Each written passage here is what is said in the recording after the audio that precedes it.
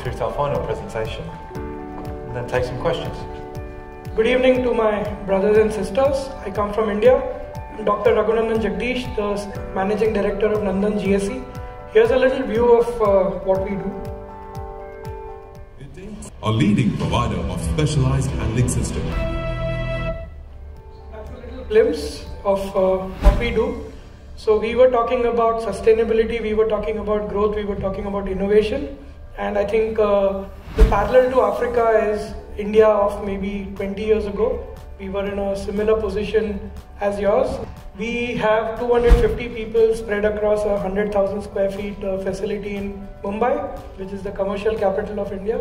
So what we do is a lot of GSE, which is useful for your operations. These may seem to be the simpler kind of GSE, yes, but they're also something that you pay a lot for, outside.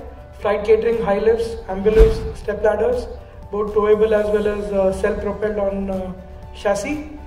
We've made the VIP step ladders with a beautiful red carpet. A lot of your leaders, when they came down to the G20 summit in India, which just concluded 2 days ago, the step ladders were being used to get them off. Safety and services, safety is important in everything we do. We believe it should be a license to operate. A lot of times people think just because we don't have money, we should not invest into safety. That's not true.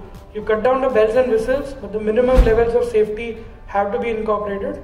These are some of the clients we served, and we do hope that we are there in stall number E07, and we do hope that we can add a lot more of your logos into these slides as we come up. We are one of the very few to do the upper deck high lift for the A380, which is being used there. These are all made in India for international customers to international grade. We are building our electric ambulift, which we call e-Urja. These are ambulifts on trucks, which can be used for servicing for disabled passengers. So this is a step ladder we built for the Prime Minister's aircraft. It has teakwood handles, red carpet, as well as a automatic transmission to carry it forth.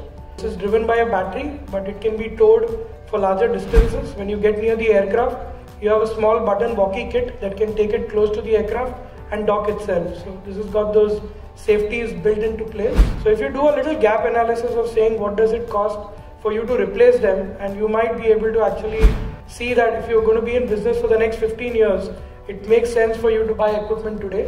In Africa, like it is, the capex that you invest, you should get the bang for the buck. So you should try to minimize all the bells and whistles that goes into these equipments, which might be a mandate for Europe or the US. But really speaking, out of those, a lot of them are based on regulations, not really just safety norms. So we don't know if a lot of GSE manufacturers want to custom make equipment just for Africa or not. But smaller manufacturers like Nandan can do that. They can build to your spec. And India is a big partner for Africa, which is why the African Union has entered G20 into the into the G20 just in the summit, which was announced 3 days ago. So thank you once again.